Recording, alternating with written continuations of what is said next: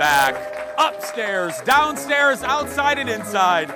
We are at capacity here at Serums in Anoka. We packed up the van and brought the Jason Show to one of my favorite places on planet Earth. Oh, by the way, cheers, everybody. Cheers. There we go.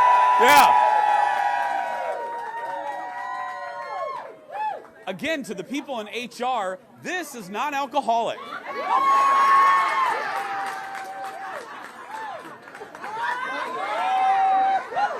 So, our Halloween show continues. So I mentioned Dawn McClain and now Dave Schrader. Dave Schrader is one of the most popular paranormal investigators on Discovery Plus on the Travel Channel. Recently, he investigated a place right here in Anoka, Billy's, right across the street. That's right. They're known for good food, good service, and ghosts. Here's my conversation with Dave Schrader. I know just because my in-laws live there, Colin has lived there, that Anoka is very, very haunted. Is that a true statement? Well, it's the Halloween capital. I mean, Jason. it is. Obviously, it's got to live up to that. Yeah, there's quite a few places that are haunted throughout Anoka. I know my ex and my son lived in a house that had some strange activity take place. And then I've been out to Billy's Bar, which is... Yeah. Billy's is one of those, because, again, you know, our shows in Serums, right across the street on Main Street is Billy's. It's an institution. It's an Anoka institution. It's an uber popular restaurant, good folks that own it. What was that experience like investigating Billy's? I have not been back, if that tells you.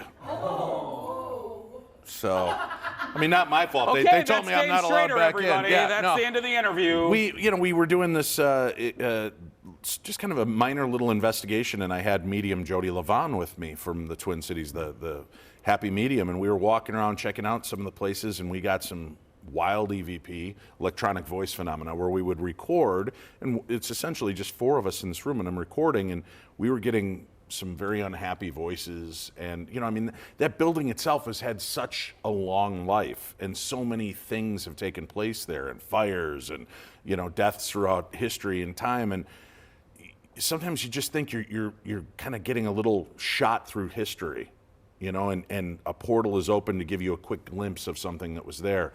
And we were feeling as though something was walking with us. You know, when you've got a medium and she's telling you there's somebody behind us, you're kind of doing this the whole time you're investigating and getting around. And then at one point, as we were talking, both of us saw a shadow walk right past and in the other direction.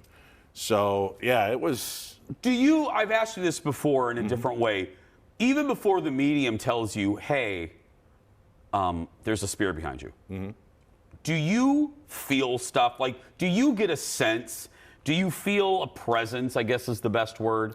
Sometimes. I've tried, you know, I've been told that I've got a lot of sensitivity, obviously, because I'm able to make pretty good communication, but I've never really opened up fully to that. Yeah. When I did on my TV shows, it usually got a lot more dramatic than I wanted it to be. So yeah. I try to tamp it down, but yeah, there are definitely times when we're somewhere and you know, I'll suddenly feel drawn and I'll go over and start doing recording and filming and we capture something.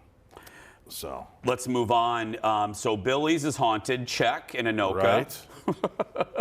I know the Masonic Lodge. Tell me about that. Yeah, the Masonic Lodge, again, interesting history. There are a few Masonic lodges I've been to throughout the United States, and they all seem to have these haunting histories.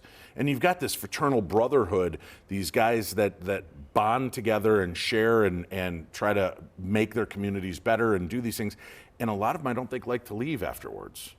We're staying here. Yeah, well, you know, and there's a lot of the Masonic lodges also share space with the Odd Fellows organization, and one of their things is, you know, they have a coffin with an actual skeleton in them, and you are to look in the face of this as you're doing part of your...